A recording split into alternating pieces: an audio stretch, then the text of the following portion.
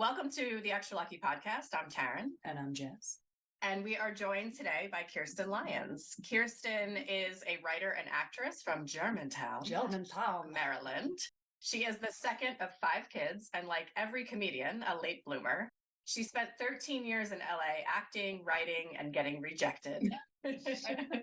Her most notable roles include being attacked by her pet lion on Grey's Anatomy, being accused of murdering her husband, the husband she shared with her sister wives on Bones. I need to hear more about that, actually. I know, right? And the real life role of having her wedding called off 2 months before, which resulted in the award-winning one-woman show Crushed. Why is it that the boys you never like, or that you like, never like you back? I'm sorry that I botched that. It's fine. It's just my life story. It's totally fine. Kiersten is not only a mother, but a big sister through Big Brothers Big Sisters, and has spent decades mentoring teens and young women from all walks of life. Her TikTok account, sharing real stories and hilarious observations, has amassed millions of views. Her unique voice speaks to those with and without faith, creating a tight-knit community of young women eager to laugh, cry, and heal. Welcome, Kiersten. Welcome. We are so excited to have you. I'm so excited to be here. It only took us 10 extra minutes. It's okay. You know, technology's annoying, especially when it doesn't work. So we love to start off by asking, about where you came from, where you're from, kind of giving you a chance to give us sort of like a elevator pitch and life story. But before we do that, I just wanted to say that I have been a huge fan of yours since the moment I discovered your content on TikTok. I think I went down a rabbit hole when I first found you and just started liking and commenting, and you responded very directly to me right away. And so I have been following you and your family for at least 2 years now, I would assume, right? Well, I only joined TikTok not even 2 years ago. Yeah, but and I think you followed me pretty soon on. Yeah, I think I was one of the first to fall in love with you. And I'm so excited you're on this platform. So having said that, please tell us a little bit about yourself. Obviously, the bio gave us some of your professional background, but tell us about your childhood, where you're from, and how you got to where you are today. So it was a beautiful day. No, I was born in LA, and we lived there till I was 5.5. We moved when I was 5.5 to Germantown, Maryland, and I did most childhood schooling, everything there. When I was 8.5, my mom had her first psychotic break. And so mental health is something that I have lived with since I was 8.5 years old. Obviously, I lived with it before. I just didn't know. My mom is very open about it. She's bipolar. And so mental health has always been a huge component, as well as mentoring and all of that, being a big sister. My little sisters were born when I was 8.5 as well, which you might be able to correlate the two. Right. And they were surprise twins. I'm one of 5 kids. The doctor kiddingly said there's another one. And then the umbilical cord went back inside, and there really was. And so my little sisters were born, and it was literally the best day of my life because my older brother and I had a very fraught relationship. He was not okay with me being in his life. And then I have a younger brothers too. So 5 kids. And my parents were it was a funny, silly existence of growing up. But there was also trauma and with any family. And so as I grew into adulthood, it was really unpacking kind of what it looks like when you have a very loving family, but there's also maybe some things that aren't super healthy.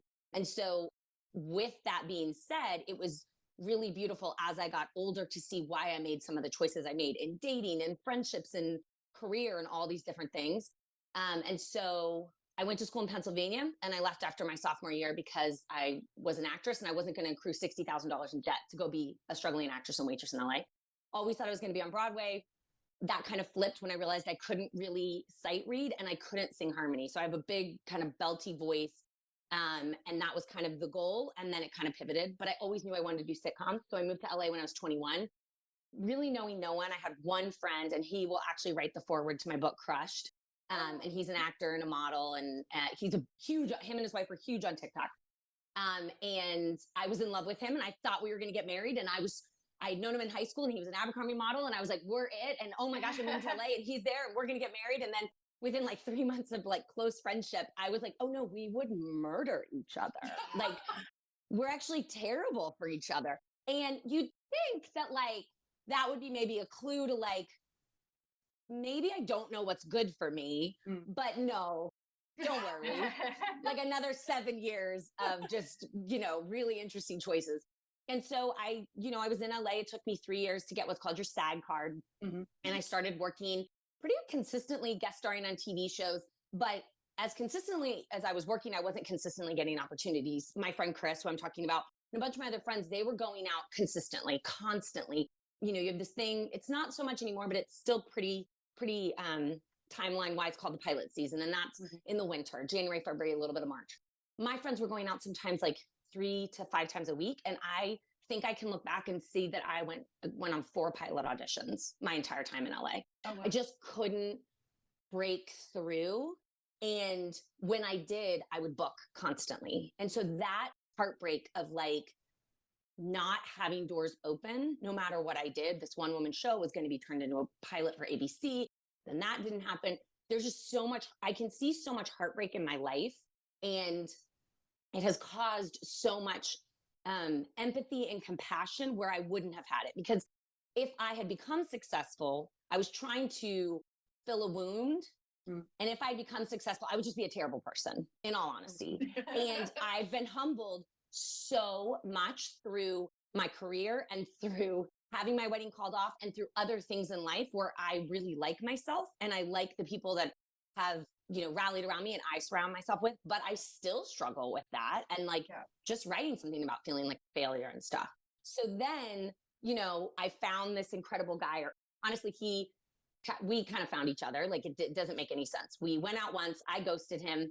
And then 3 years later, after my broken engagement and just the horror that was, he drove by me. He wasn't supposed to. Like it was complete, I believe it was God, like, or higher power or whatever you want to call it. Totally. And so the beauty of us getting together and, different families of origin, he's from the South and I am not. And that was a whole thing. And then him, once my little sister through Big Brothers Big Sisters needed a safe and stable place to live. We had a 9-month-old. It did not make any sense for her to come into our family and for her to come in. And for, I just wrote something about this. Like our landlord said, no, she can't move in. So there's been so much of that throughout my life that becoming an extra lucky mom made complete sense. Like there was no part about our son coming into our family and learning of his high needs and then eventually his diagnosis that was shocking. Like I feel like God has been consistently preparing me to just be pivoting my entire life. So Ashley came and lived with us, and about a year and a half later, she started to call me mom, her other mom, which was, we really wanted to let her guide that. That was not my job or my role in this. Like I was not trying to become her other mom. I just wanted to give her a stable place, but that's what happened. And she has a beautiful family of biological origin. We are not trying to replace them. We're just adding on. And that's kind of how I look at adoption, kinship, and foster care in general. And then my husband had to take a job in Arizona and we lived apart for 9 months, another pivot, because our oldest daughter, Ashley, had to finish her high school graduation requirements, and they added 6 more months onto it. LAUSD did, into the whole program. So it was just a lot of that. We moved to Phoenix. We were there for a little while. Some other things happened. We ended up moving to Brooklyn. Ashley stayed behind. We were in Brooklyn for 3 years. We got the call that we were matched with our son on March 1st. March 2nd, 2020, we met him. March 8th of 2020, we came back to Brooklyn. I've lived so many places. And then March 14th, we left thinking we were leaving for 2 weeks, and it was COVID and we lost work and we pivoted again. And so we lived with family for a little bit. Then we lived with my aunt for 9 months because the courts were backed up and we had to stay in a state that we were. Okay. So anyway, what I'm saying is we now live outside of Atlanta, Georgia, and my life looks completely different than I thought it was going to look. And I hold in tension the grief and sadness for the dreams that have been deferred or haven't happened. And yet I hold also in that tension the joy of like where my life is and how much richer and deeper it is. Yeah, we call that the "and" concept here at ELM. Yeah. How, Yeah. two very, different feelings can coexist at the same time. Yeah. I think that that's really valuable, that you don't have to feel sadness as a whole. You can feel sadness and happiness at the same time. How you wouldn't change a thing, but you can feel sad about something that didn't happen. Or, Yeah. So, okay. So I want to talk, thank you for that. That's what a life you've led and holy cannoli. But I want to just have you tell us a little bit about this broken engagement, because when I followed you, you had posted a TikTok about it, and you posted it so vulnerably. And I truly believe that vulnerability cannot exist without strength. And I think that is why your content really spoke to me and speaks to so many of your followers. I think a lot of your followers are young women who are maybe struggling to find their person, or have had broken engagement, or had just broken up with the wrong person. And they see this hope that you're sharing through this very sad, very vulnerable story. So would you be open to sharing just like a little bit about that experience and what happened? So basically what happened is like I said, I didn't really know. I think deep down I knew what real love was, because I watched my parents. My parents had a healthy, unhealthy marriage like everyone, right? But my parents really do like and love each other and would flirt. I knew that I wanted that, but I also knew, because of stuff with my brother and because I had been bullied in my childhood, I would go after people that treated me poorly, because I thought if I could prove my love to them and they would love me back, then somehow that would prove my worth. Really what it was is that uncovering through therapy, I just didn't believe I mattered. So like, if I could just get that one person that was so cruel to me, or, ignored me or whatever, to finally say I was valuable, then I would finally believe it. But obviously at 28, I feel like many women relate to that. Like you could have been talking about me in my 20s. Totally. And I think that's why, I was on this podcast, and, oh my gosh, I can't think. Dax Shepard's co-host, Monica Padman, she and the host of the podcast, they dissected my story. I shared my story and then they dissected it.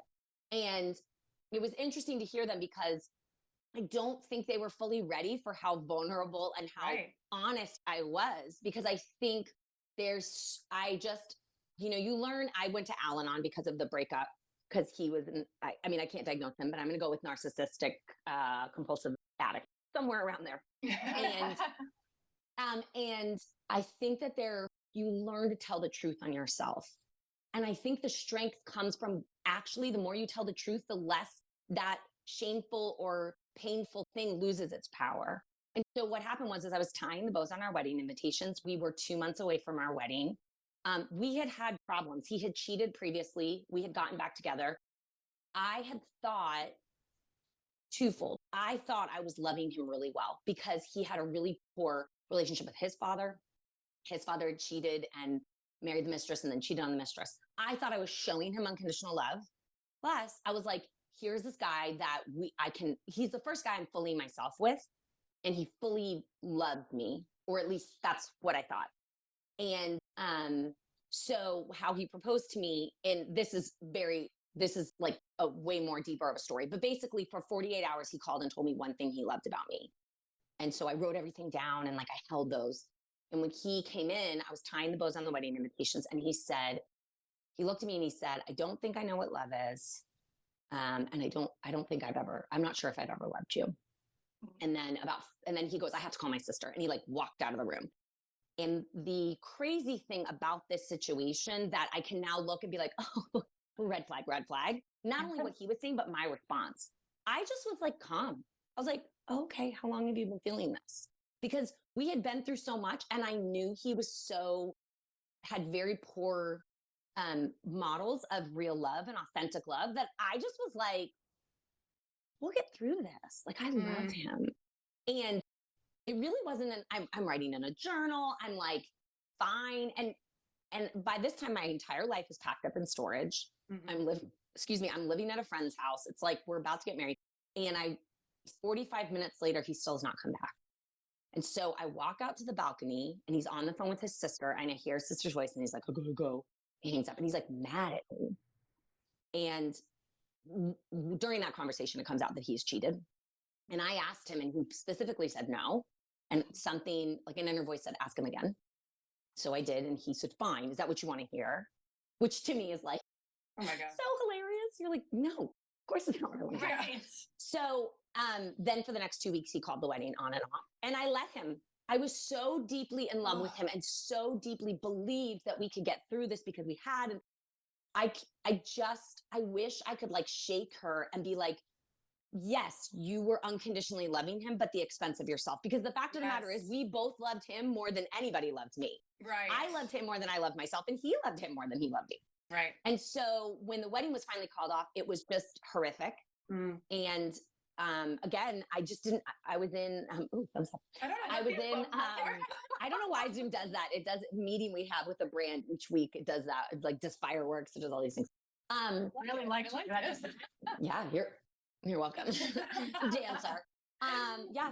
So it was horrific. And I went off, I was like, I can't go back to LA and struggle. So I went and worked at a camp in Maine for 2 months that I had worked at right before I moved to LA. It was a camp for teens. And it was, where in Maine? It's in Porter. It's like an hour outside of Portland. I grew up we would spend our summers in South Portland. I love Maine. Yes, I love Maine. Love Maine. And Maine is like a balm to my soul. Because I was there when I made the decision to move to LA, and I was there when all of this happened. And I just knew I couldn't wallow in LA because the summer's usually dead anyway, and wallow in the rejection of my career and the rejection of this broken life. So I knew I wanted to go to Maine, and I knew I wanted to be able to focus on other people. Yeah. I knew I had a lot of healing to do. It wasn't that, it was just, I wanted to like give of myself to these teens. And it was incredible and horrible and all the things, but it was such a gift in so many ways. And then I came back to LA, and then, I started going to Al-Anon, and that was a huge gift. What's Al-Anon? So Al-Anon is for friends and family of alcoholics or addicts. Okay. So you're sitting in a room with codependents, and you're sitting in a room and you're hearing stories. And I think that's what's so powerful about your book, the podcast, and what you guys share is that, and the book that I'm writing, ultimately, I was just having coffee with a friend who has struggled with dark thoughts. And we were talking about, you just want to know you're not alone. Yeah. And you just want to know in those moments of deep loneliness, we have to be like affirmed that we're not alone. Yeah. And for me, your book, the book I'm writing, Al-Anon, it's all of the ideas of just sharing stories and hearing the mirror of your life. And it doesn't mean it's the exact same, but it's like, I can take that from there and that from there. So yeah. Yeah. Oh my gosh. Thank you for that. I can't wait for your book to come out. We need to hear it. Everybody thinks that they're, feeling things that are unique to them. Mm-hmm. But yes, we've all felt, this fear around, like, for us and for you also, like, diagnosis for your child, or fear around what you're doing to yourself or how you're treating yourself or how someone else is treating you. But they're not often unique experiences. Yeah, right. And when you hear somebody else who's brave enough to say what they felt or what they experienced, it has a ripple effect, Absolutely. Yeah. No, 100%. Yeah. And I also want to say, I'm not sharing trauma real time, meaning I get to a point where I feel safe to share it. Yes. Yeah. Yep. You've dealt with it. I think that's those times are for your close-knit people, your therapist. They are not for sharing with the public. Yeah. No. And I think that's a really big boundary that I think a lot of people, especially on TikTok, sometimes don't understand. Yeah. It is fine to real-time cry, but it is really important that you're in a safe space. And TikTok is not a safe space, It can be. You can meet people like Jess that I feel like so overwhelmingly like grateful for. But at the same point, not the time to just start blubbering your life story. Right. Well, 100%. And I think that's why we felt so strongly to start our platform, because Taryn was my first community member. She was my safe space, and she was the person, and vice versa. I'll speak for you, girl, but I know I was your person too. You're like, I know I'm on my own. I know I saved your journey. No, but having her as my first community member and vice versa really helped me deal with my emotions in a safe space. Exactly. Yeah. And, once I had trauma is trauma. It sits inside of you forever. But what you do is you go around it, right? you grow around your grief, you grow around your trauma, and you can either wallow in it and be the victim of it, or you can use it for good and share it with the world once you're ready. And, you know, we've been able to create one-on-one community members within our community. Yeah. And then we also have so many other community members that we lean on for different needs, different, you know, supports and that sort of thing. But there is such power in community, and there's such power in vulnerability. And I think that what you're doing on your platforms and through your literature and your amazing humor is healing. And I think also, I want to talk about you and your husband.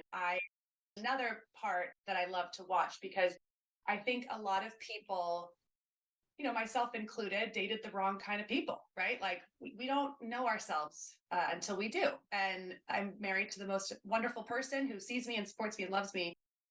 But I've dated some crazy, you know, like some bad guys. And yeah, you look back and you're reflective and you're like, what the hell was wrong with me? Why would I ever put up with that?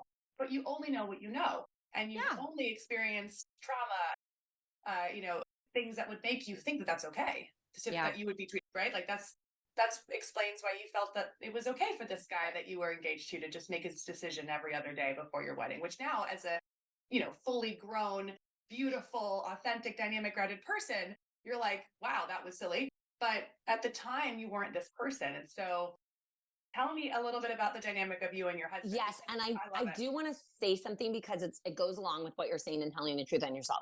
And I've spoken about this in other interviews. It is so important to acknowledge when we're hiding stuff. Mm-hmm. And the fact of the matter is most people did not know that was happening, all of the stuff before. Right. And I would share little bits and pieces, but I would protect and hold because I thought I was protecting him. And during those 2 weeks, nobody knew. Wow. So that, I think, is also really important in like the idea of, if we're holding things in, that's a big, like, let's be curious about this. Why are we? I don't even want to say it's a red flag, because I think sometimes when you hear the word red flag, you're immediately like taken, like, no, that's not me. That's not me. And I think more it's like with anything in life, just get curious and ask why. Yeah. Right. Why do I feel like I can't share this? Why do I feel like I need to keep this safe? Why am I protecting? What am I protecting? Yeah. Yeah. So you met your husband. You guys are so adorable. And then, you know, what I wanted to say about you guys is that I think your dynamic gives people a lot of hope that you can marry your best friend. You can go through hard things. You can adopt and deal with challenging diagnoses. You can be a big brother, big sister, and still find the joy and find the love between you. And I just think that your dynamic together is so inspiring. So if the listeners aren't following you on TikTok, please go over there and follow them. They're so freaking adorable and hilarious. You guys are so funny. Like, so funny. It's so funny. We met in Groundlings, which is an improv. It's where like Will Ferrell met. Right. Yeah. It's where Will Ferrell met his wife. It's where Melissa McCarthy met Ben Falcone. I mean, a lot of people have met their significant other. So yeah. So awesome. So, okay. So tell me a little bit about, you know, your son and his experience, as much as you're comfortable with his diagnosis. So, and like, take us back, like when that happened. So I think it's interesting. I was actually looking up like the verbiage or the language, because something that's really, really hard about his diagnosis. I mean, there's a lot of things, honestly, that are very, very hard. And there are also things that are hilarious and wonderful. Something that is incredibly hard is it's an invisible or hidden diagnosis. Yeah. And so when I was in school, I was part of like a Best Buddies program where we would have lunch with the kids that were in inclusion classes. And it was so fun. And I had a friend named Matt who would call me Pizza Face, and he was so sweet. And I remember I had a huge crush on this boy named Randy, because he like was so nice to Matt. And I was like, oh my gosh, like Randy's going to make an amazing father. Obviously, I love him. I'm in 3rd grade. Like, calm it down, Kiersten. Calm it down. But there were so many kids that I was exposed to, but these children it wasn't hidden. And there's something, you know, for Crushed, I did a benefit performance to help families that were adopting kids with Down syndrome internationally. And I have so many friends who have adopted children with Down syndrome.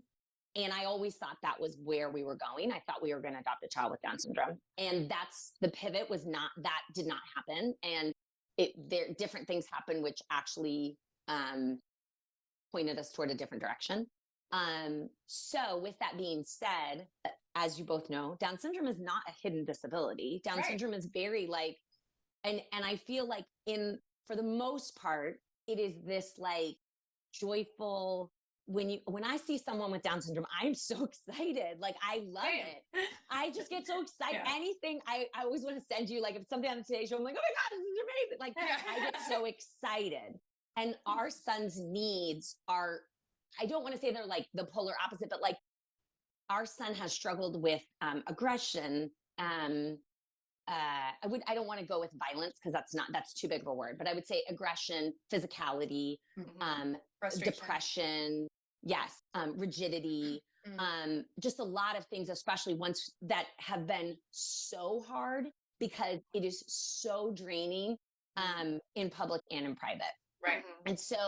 And we kept being told he wasn't autistic. And the way we were told frustrated me so much because they're like, don't worry.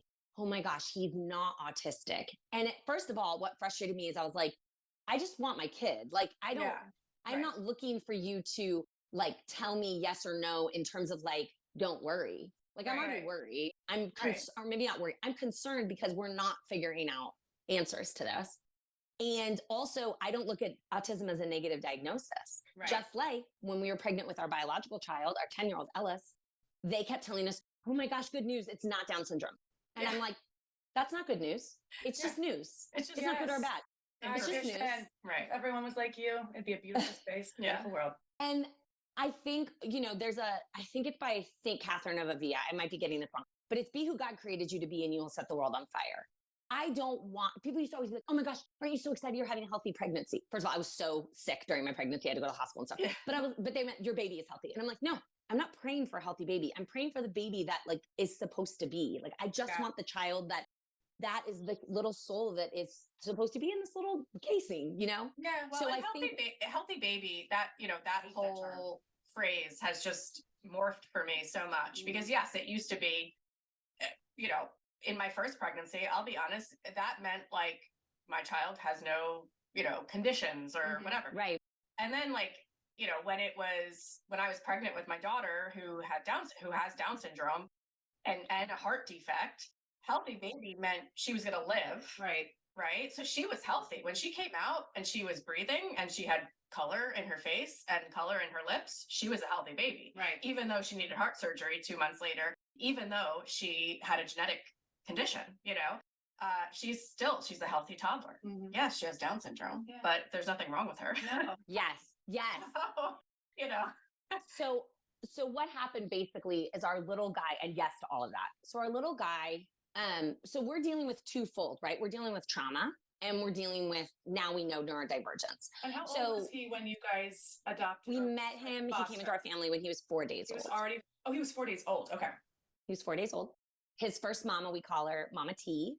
And his first mama, we love with all of our heart. It's an open adoption, which we feel so grateful for. We were really hoping and praying because it's just every research that's ever been done. It's the healthiest thing if it is a safe possibility.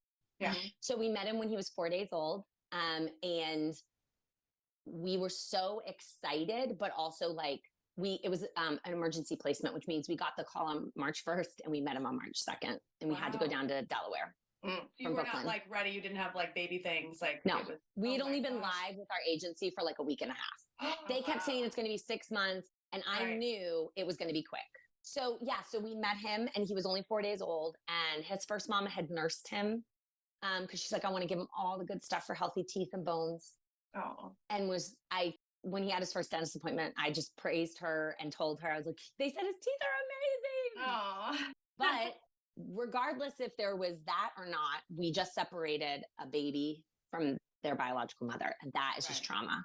Right. So a lot of the time when we're having sleep and feeding issues and he's so much higher needs than I had experienced before, I literally was like, I don't know the cause of this. I just know that it's my job to love him right now and support him and all of these things. But like, I don't know if it's trauma. And at that point, I don't even think we were thinking neurodivergent.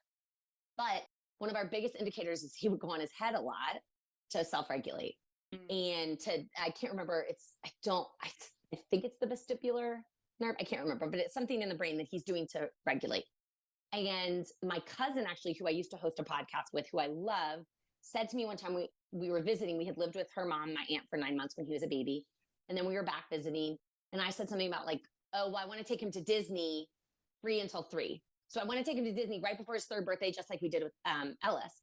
And she said, I don't know if that's going to happen. And I said, why? And she goes, there's some kids that need to go later.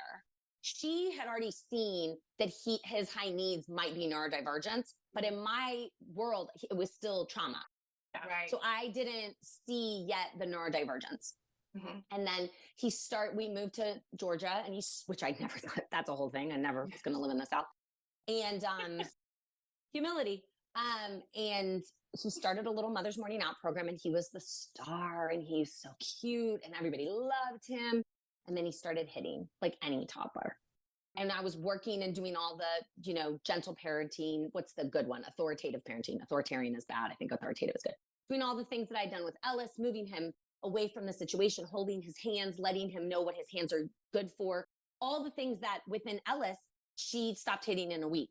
And now we're going on like 3 months and 4 months. And I'm reading everything, and we're getting books and, a lot of adoption trauma books and all these different things. And his school is now saying, because I had asked, no, he's not hitting. And now he's hitting at school. And now he's getting more aggressive at school. And it's 2 points. One is high sensory, like he needs that sensory. So it's literally just walking over a kid and hitting him with no aggression. And then the other part is, you have my toy, you have something, and I'm aggressive, like I need to have it. And this will happen right now. And I cannot handle the fact that it cannot happen. And they kept saying, this is normal toddler behavior. And I'm like, I don't think it is. Mm-hmm. And so now we're probably at about maybe 2 years old, maybe a little younger. He started hitting around, I think, 15 months. And I'm starting to notice something is different. And I don't exactly know what it is. So I'm reading, and we had an idea that it might be some ADHD. And then the school, everything changed. And it was one of the most heartbreaking parts. Now, to be fair, this is a Mother's Morning Out. I think there was one certified teacher. These are all just moms trying to help moms for 3 hours, right? Right. But the way they treated him and our family went from he is the star to he is the problem. Right. And now we know part of PDA autism, his diagnosis is it's like a nervous system disability. This poor little guy's anxiety was flaring on high alert because he knew at 2 and 3 months that he was not wanted. Mm-hmm. He knew when he walked in the room, their, internal temperatures were going up. So his internal temperature was going up. And I wish, knowing what I know now, I would have pulled him. Mm-hmm. But I just kept trying to train them. I would send them videos. I would be like, this is what's working at home. And so what happened was, as the director of the school, I was trying to talk to her. She wouldn't talk to me. She went from talking to me all the time to talking to another parent and kind of ignoring me. So I would email her, and she basically just said, there's a behavior plan. Because I said, this is what's working at home. And she basically said, we're not doing that. This is our behavior plan, but wouldn't share the behavior plan with me. Now, this got really bad over a week time. So I'm so grateful it was only a week, but she wouldn't share it with me. And I should have, again, just pulled him out. Yeah. But in my brain, I'm thinking well, he needs the socialization, and he's, we see him thriving in other ways in the school. And there was one teacher who we loved, and there was a teacher from the previous year that got him. She had 3 little boys. I think 2 probably had ADHD. She got him, and he was always just a king there when she was there. But she was only there on Fridays, and he was only there 2 or 3 days a week.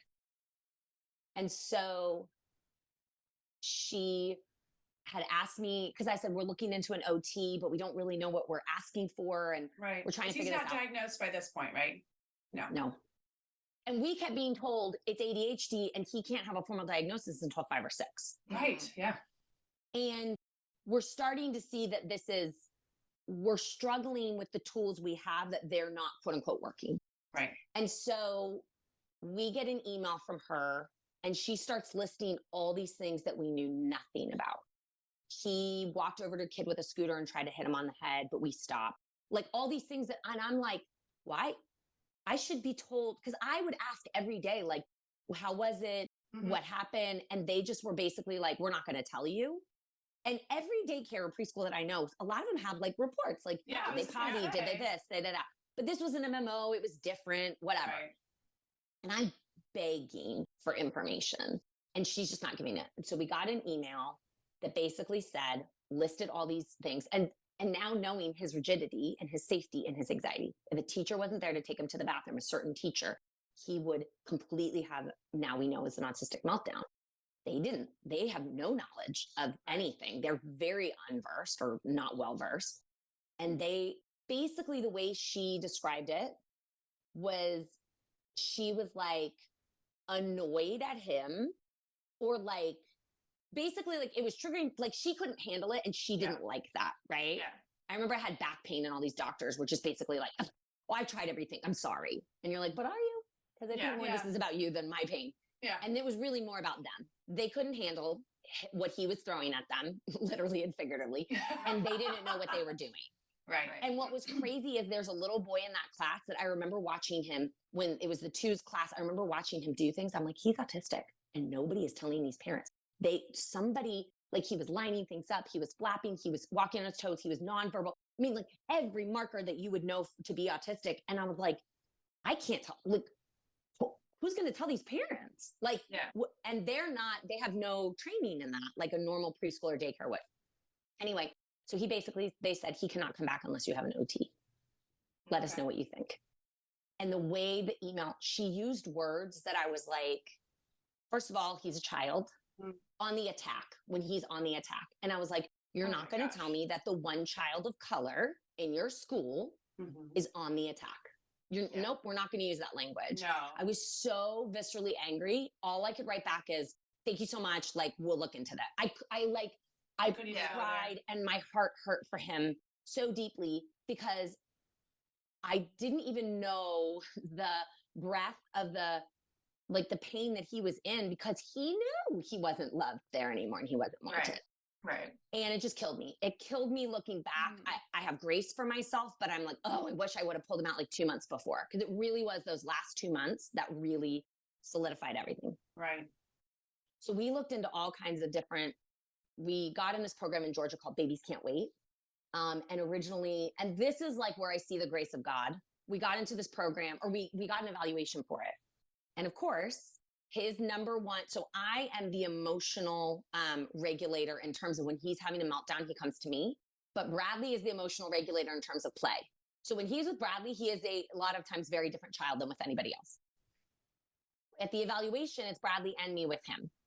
And he is Mr. Shiny Pants. I mean, he is showing off. He is like, I mean, he's a genius. I really do believe he's a genius. He's like, oh, this and that, and just like Mr. and hi, and social. And I'm like, no, guys. Like, I had written a whole thing. I had sent them the email from the school, like all of this stuff. But they were like, basically. But he's in a safe space with you guys. He's in a safe space. Yeah.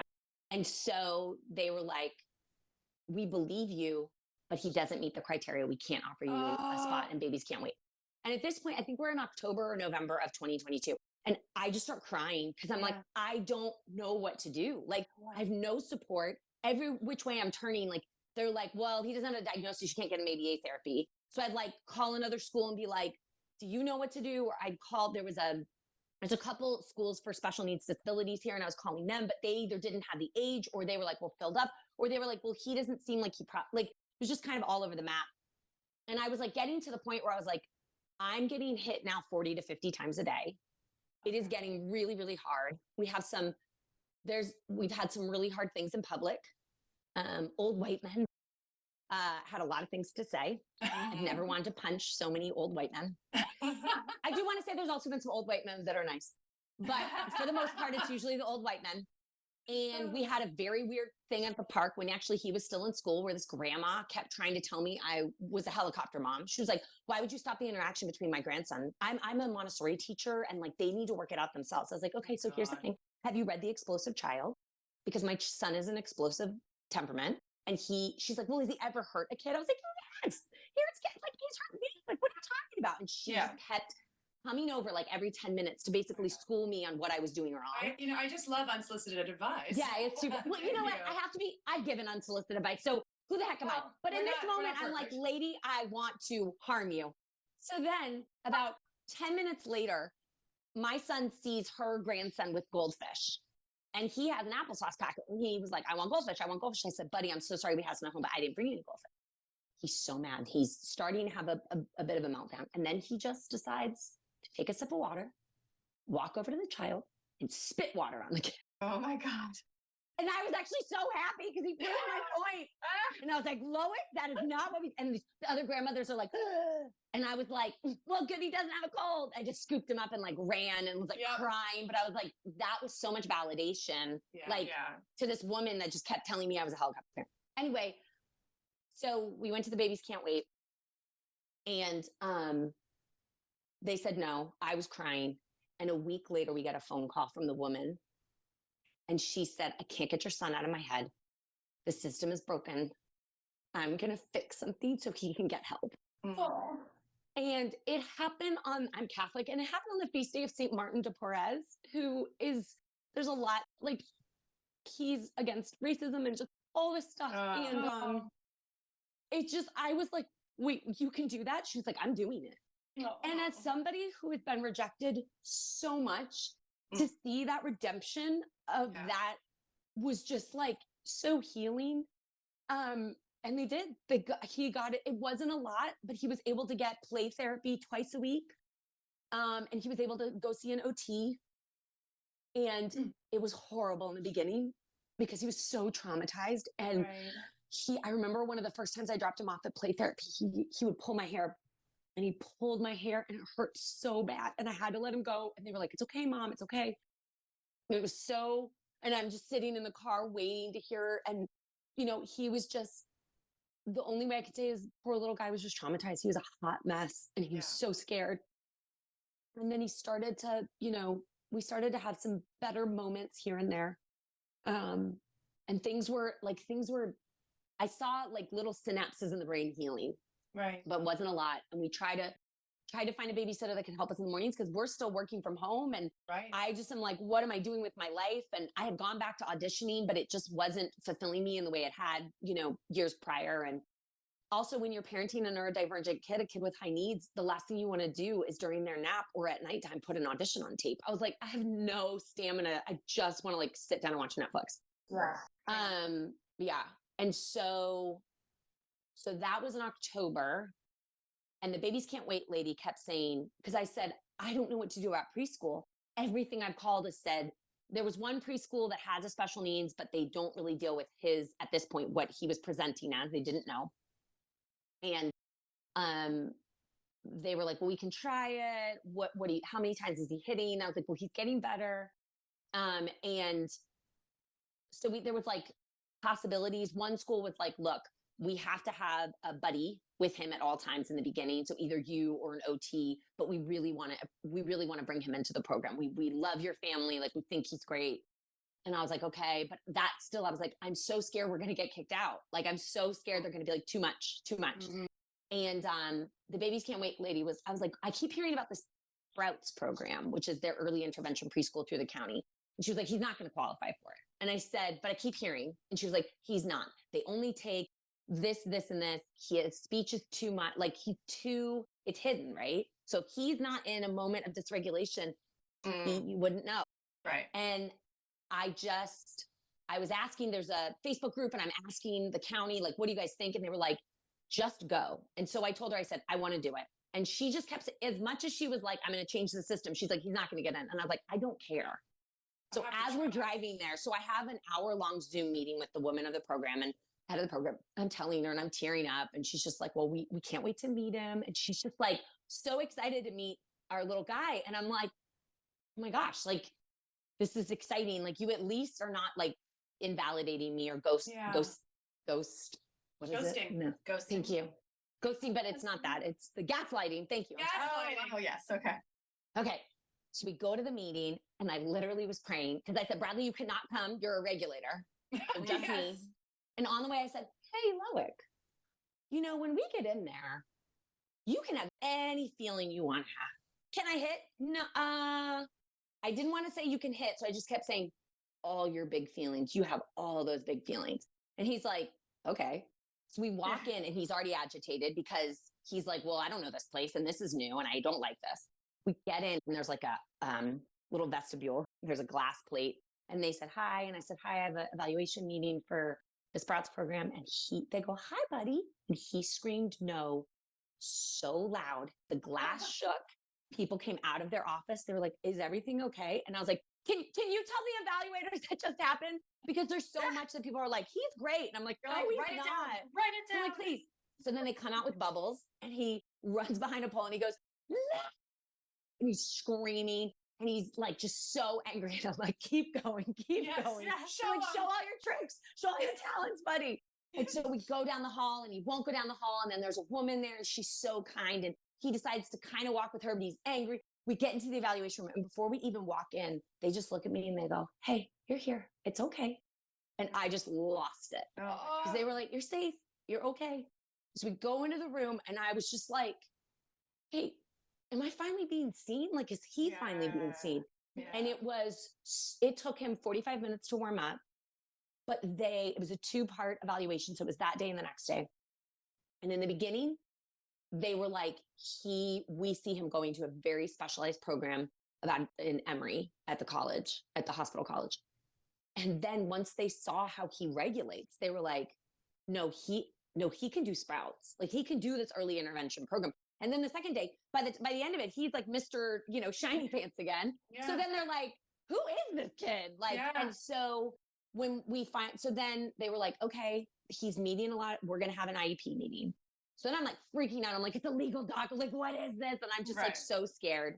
And we go for the IEP meeting probably 2 or 3 weeks later. I just couldn't function for those 2 or 3 weeks. Cause I'm literally like, if he doesn't get into this program, don't know what we're going to do. We have exhausted everything. And again, without a diagnosis, ABA therapy is thousands and thousands of dollars. Right. And there's no wait. Like, what are we going to do? So at that meeting, 99% of it was amazing. The only thing was 1% is they kept telling me he wasn't autistic. And I just kept saying, don't know. It wasn't that because they can't give him a diagnosis. This is just to get in the program. Even though it's a psychologist or a psychiatrist, I can't remember. They legally cannot give him a diagnosis. But they just kept saying, Mom, he's not autistic. And I'm like, okay, maybe. And they were like, he meets the program requirements. We're so excited to welcome you into the program, blah, blah, blah, blah. And it was like, when I tell you, it was like the heavens opened up and we finally had a way forward. Yeah. And it's funny because we're about to come to our next IEP meeting and I have so much to say I just went to this huge talk for our county about exceptional learners. And I have so many things to say about some of these things. Maybe we'll have to have a second. Yeah, I feel like we need to have just an IEP discussion because But our son in the last year is a different kid. Oh. And I think I've gotten hit twice in 2 weeks and they've been like this, like, he is a star. He is a rock star in school. Every day is a great day, which is funny because he's masking so much. So then he comes home and like lets it all loose. But like, but still. he is a rock star. It's an inclusive classroom. So like he's with neurotypical peers. He's a rock star. And we got a formal diagnosis. And the only reason I found out about PDA autism, which is more, looked upon in a positive light in Europe and in Australia. In America, it's still, some people are like, what? Is it ODD? I don't know. We got it in, I want to say September or October. And when she told me on the phone, I started crying because I was like, yes. Finally. Yeah. Like a relief. And cry. TikTok is the reason I even knew about it. I have 3 people on TikTok that I want to shout out because I wrote them down and and I love that 2 of them are autistic themselves because I feel like we can learn so much from the community and not just the caregivers, right? Yeah. And one of them is, I think her name is Kaylin Partlow, and she was on Love on the Spectrum the first season in America. I love her. I love her. And then Casey Ehrlich, and she runs At Peace Parents, and she has a child with PDA autism, and she's incredible. Reach out. And then I'll send you all these. And then Kathleen Duncan, who is also PDA autistic, and she's a therapist. Amazing. And she's the person that I just came up on my For You, and she was talking about PDA autism. And I was like, what? And I Googled it, and it was a week before his evaluation. I said to Bradley, I go, this is Loic.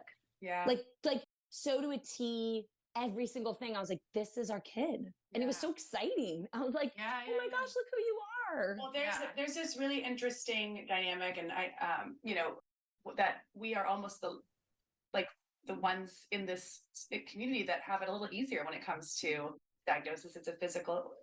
It's easy to count chromosomes. It's harder, especially with the spectrum of autism. There is such a spectrum, and you know your child, and that story is so impactful. Thank you so much for sharing that. We always want though to end and ask our guests. Which, by the way, expect an email to plan an episode. We have to do number 2. I would love to chat about IEPs because I feel like I have learned so much, and it's such a beautiful. Oh, hilariously, when I first looked, I was like, oh, okay, I'll do on February 6th.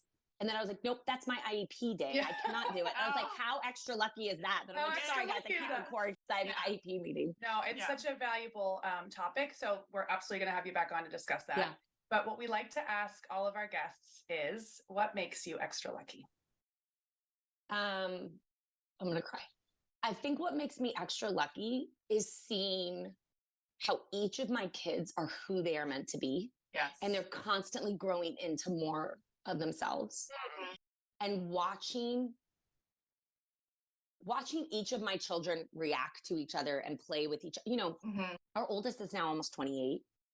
And it was really hard for her when she and Loic first met, because they didn't meet for a while. She was still in LA. And it was really hard because he wanted nothing to do with her. Mm-hmm. And to see how they've grown, and she'll come over and he'll be like, Ashley, sit next to me. Mm-hmm. And just watching Ellis and Loic together and play. They'll watch Bluey, and then Ellis will want to recreate everything, Cubbies or library or whatever. And he will just follow her around and do whatever she wants. And he is a parrot. And like, she is the coolest, best thing that's ever lived. And just getting to see them. And I think also the number one thing that makes me extra lucky is, to go back what you said. I have a partner, and I have a partner who values what I have to say, who challenges me, and who allows me to be the best version of me. And I allow him to be the best version of himself. And we know when the other person needs to tap out. And we also challenge the other person to tap out. When we had first Loic, I was not sleeping because he has very high need sleep. He's doing much better now, but he was like, hey, so you've been mean to me a lot recently, so we're going to send you to a hotel for the night. And I was like, what? He was like, yep. Mm-hmm. And it was during COVID, so everything was super cheap. So I think I went to the Four Seasons or something for $100. That sounds great. I love you guys. Yeah. Well, okay. And also, before we go, please tell us where we can follow you, your website, and your book, where everyone can follow you. So the book is, by the way, that's a whole other topic, writing while you get a child diagnosed with neurodivergence. So the book is Crush the Book. It's on submission right now with editors. That has been a whole dramatizing process, but really good. But I'm hoping it'll come out next year. That's kind of the goal. We'll have you back on again to discuss that and the IEP. Girl, you're gonna be like a VIP on this podcast. And then you can find me on TikTok at Kiersten Lyons. Kiersten. Did you see how I just forgot how to spell my name? Almost forgot yours.